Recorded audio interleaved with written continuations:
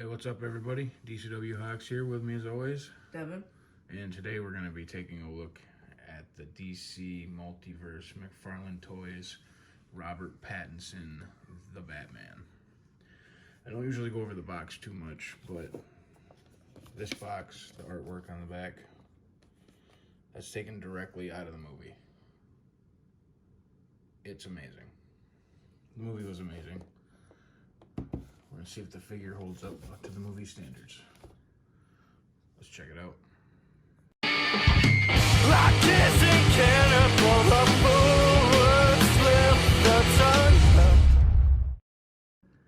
So here we have Robert Pattinson Batman, or Patton Bat, or Battinson, or whatever you want to call him, out of his package. And first thoughts of the figure is I like it. It's a very good representation of the film costume, except my little, what do you call these things, scallops, or what do they call them? Strap. In the movie, it was just a strap. It's all wonky. I don't know if you can even fix that. It's such a thin rubber. These ones are thick, but this one's super thin. What the hell? Anyway. Yeah, the detail in the suit is really good. It looks very, very accurate to the movie, except there's no little saddle pouch bag thing right here. That's an easy fix. The little metal deals on his gauntlet there, which we still don't really know what they're for. Yeah.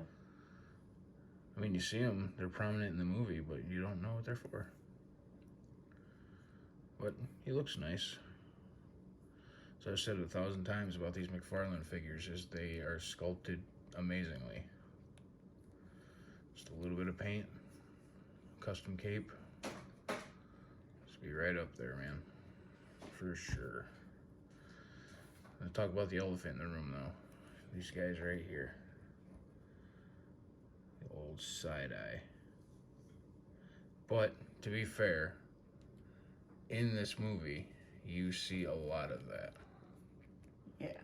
Like almost every time you see Batman, he's looking at somebody out of the sides of his eyes. Even in scenes where it's completely unnecessary. Yeah.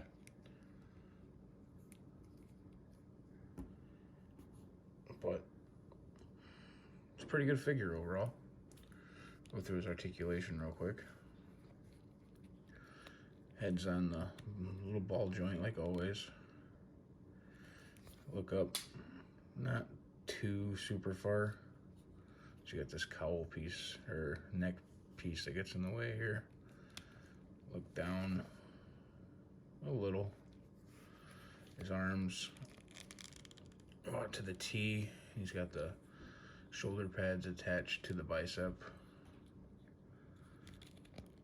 which kind of makes things difficult at times, because to get him to lift his arm up, you gotta tuck this under the cape and bring it up, and it still looks kind of funny because the cape is not like a super thin cape. Pretty thick. Yeah.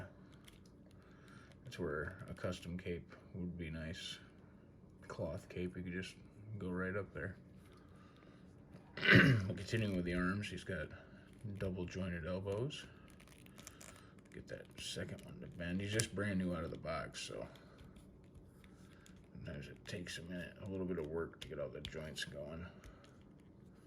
There he goes. Oh my God, look at his hand. He's got that weird looking elbow cavity. As you saw, the hands are on a ball hinge. One thing I will say that I do not like about this figure is how long his arms are. Even with his hand extended, it's super long, and the ball hinges aren't hidden very well. But that's all cosmetic things that you could change. It's a $20 figure, so. It kind of looks like he's tilted to the left a little bit. Maybe not. Maybe it's just my eyes playing tricks on me.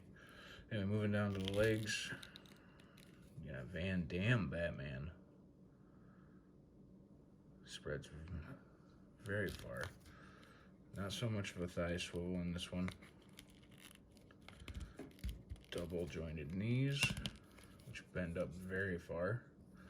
Batman could kick his own bat butt. And down to the feet. They go down, up, and toe hinge, and the boot cuffs really hide the balls, the McFarlane balls on this guy. What is the deal with this hand?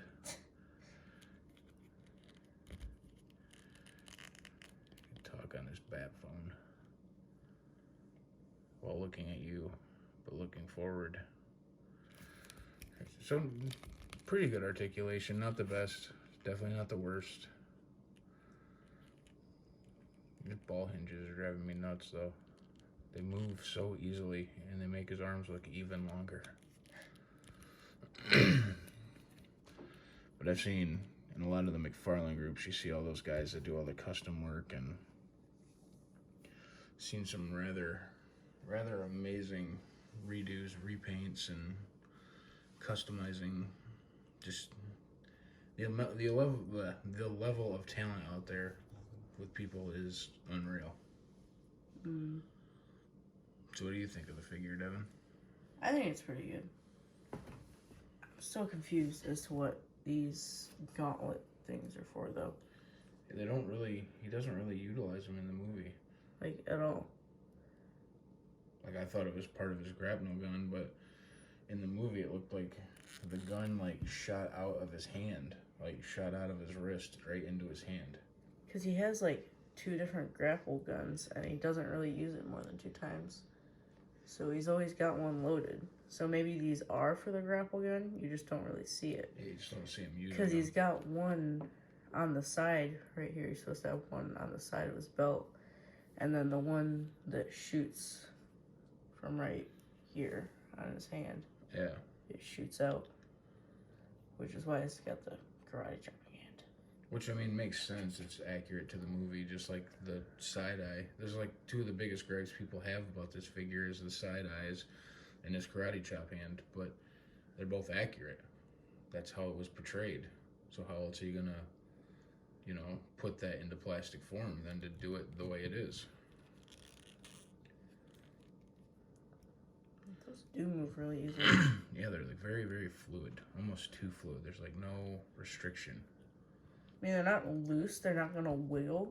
Yeah, they're not going to fall off. But if you or lightly anything. tap them, Yeah. like, that's no force at all. They're moving. But since this is a review, I have to be brutally honest about it. One thing that does bug me is the cape. The cape in the movie starts under his armor, so you should not see these little flappy pieces. They should be tucked in underneath. That is just one thing that bugs me. Other than that, I really like it. Really love the movie. I've only seen it once, and it's all I can really think about. I want to see it again and again. The Riddler was amazing. Catwoman was really cool. Penguin was great. It was just a great, like, gritty, reminded me of, like, a cross with, like, Batman with, like, Zodiac and the movie Seven. I love those kind of movies. So if you put Batman into a world like that, it was really, really good. And the 3-hour runtime, it's like I didn't even notice I was there for 3 hours. And it also seemed pretty inspired from the Long Halloween as well. Yeah. Yeah, big time. They took a lot of stuff from the Long Halloween and put into that movie. Even the time it took place. The opening scene takes place on Halloween, so. Yeah. Spoiler, I guess. Now let's get into his accessories. Put him back here. As always, he comes with your classic black McFarlane stand. It's in a perfect circle with DC emblem on it.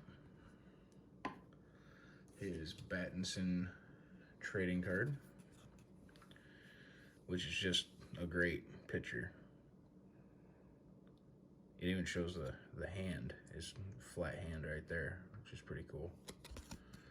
In the bio. Pause it if you'd like to read it. It's amazing how spot on they were able to get that to look at like the movie. Yeah, that scene. We're not going to give too much away, but there's a certain scene that this is taken from. Yeah, it's an exact image, and it's perfect. It was almost like they photoshopped Pattinson out and photoshopped the picture of the figure in. Yeah. It was greatly done. It was absolutely amazing. And lastly, it comes with this grapnel gun. Very detailed. No paint on it, but again, for the price point, you can't expect everything to be painted. They don't even put paint on the figures where they need to, so they're not going to paint the accessories.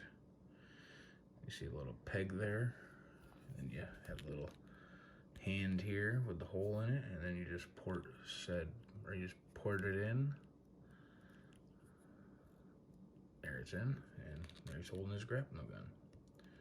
Well, he was until I gotta look at that hand. Jesus. Something needs to be done about that hand. Yeah, you push it in, it fits in like that, and then you just... I'm really struggling here. Up, and away. Except he's looking to the other side. He's not looking where he's firing. There you go, I heard a click. Well, yep. And I'm sure those hands could easily be replaced. You could find something to substitute them with. Maybe a Marvel Legend hand. Just pop the whole thing out. Plug the new one in. Get an open hand. So cut that part off and then you can still hold on to it. Or you can get the bike, which comes with the other hand. Yeah, but see, I think if you replace it with Legends hands and you just pop this whole peg out, you wouldn't have to deal with these big ball joints. Yeah, but then the sculpt wouldn't be quite right, because he's got this little armor plate right here and then the knuckles. Yeah, I mean, I get that. But that's all things that could be fixed. I mean, you could put a little, I don't know, like a little piece of sculpt right there on the knuckles or something. Nothing too hard. I mean, if you really want to do it, which I think I'm going to, because these hands are driving me nuts. Hello. They look tiny. Yeah, they are. Which is why I think a Marvel Legends actually probably would look pretty good 6 scale. Yeah. Even though it's a 7 scale figure. The hands are just tiny. Well, McFarlane doesn't always do the best job of body proportions and stuff. Yeah. But overall, if you're a fan of the movie, which I am, as I've said a million times in this review, if you're a fan of the movie, get the figure, because it'll look great. Comes with the bike, or it doesn't come with the bike, but they have the bat cycle that you can buy, which I'm still debating on whether or not I'm going to buy that or not. So, we'll see. We'll see where the road takes us. Alright, we'll come back for a few size comparisons. Alright, now we're going to do some size comparisons. First up, we have the AEW Jazzwares Unrivaled collection. I think it's Unrivaled, right? Unmatched is the newer one. Anyway, Darby Allin. Try to set him closer to him. Darby is in the 6.5 inch scale. Plus, he's a smaller character, so that's why he looks shorter. But you get a bigger guy, a bigger AEW wrestler, he would probably scale a little bit better with Batman. Darby doesn't have side eyes. That's good. You got a good, there we go. See, it's hard to put a size comparison with this guy because of his eyes. It's throwing everything off. That's better. That's a better look. I think it works good with him. Next, we have a fellow McFarlane movie figure from Zack Snyder's Justice League. We have Cyborg. I think that's a pretty good scale. Cyborg is a cyborg. He's, you know, Taller. he's like 90% machine, so that would make sense. Oh, he does seem a lot taller on camera. Yeah, he does. He's not actually that much taller, but on camera he looks like substantially taller. Oh, that's weird. Alright, get out of here, Cyborg. By the way, that is an awesome likeness. Just want to throw that in there to the actor. Okay. Next, another on-screen Batman. The NECA 1989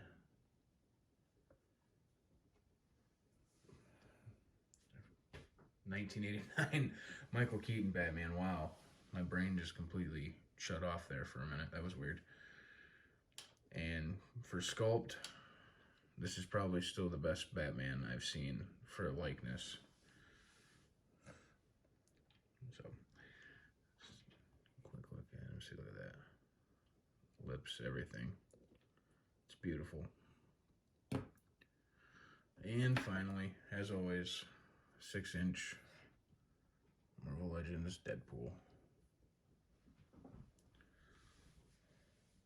Doesn't scale, but it's tradition to have him, so he's here.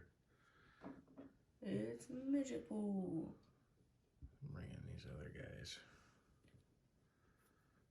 for the closing shot. I'm really gambling here. Oh, you can't even see Keaton. He's hiding behind Deadpool.